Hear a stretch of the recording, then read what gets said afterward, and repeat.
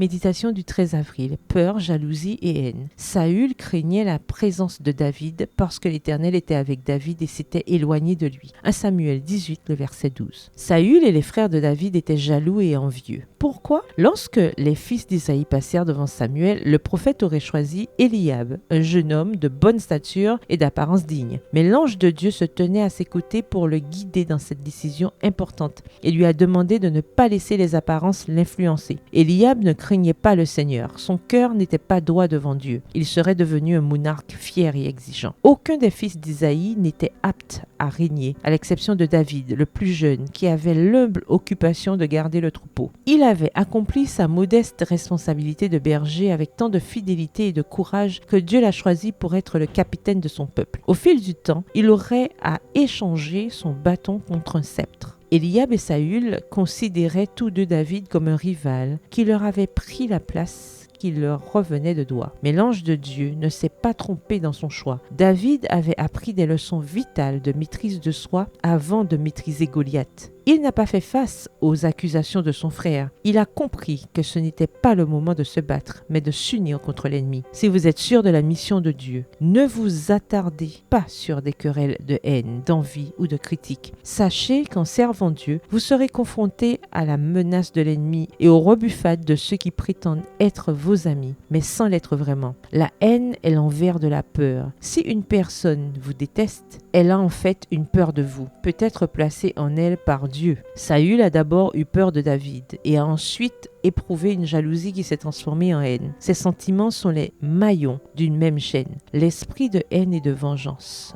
dont Satan est l'auteur, fit mettre à mort le Fils de Dieu. Quiconque ouvre son cœur à la rancune et à la malveillance y accueille un esprit dont les fruits sont mortels. Le mal y est renfermé comme la plante l'est dans la semence. Quiconque hait son frère est un meurtrier, et vous savez qu'aucun meurtrier n'a la vie éternelle demeurant en lui. 1 Jean 3, le verset 15, dans la version Louis II. Éliminez toute jalousie ou haine de votre vie et priez pour ceux qui en éprouvent à votre rencontre. Bonne journée et que l'Éternel vous bénisse.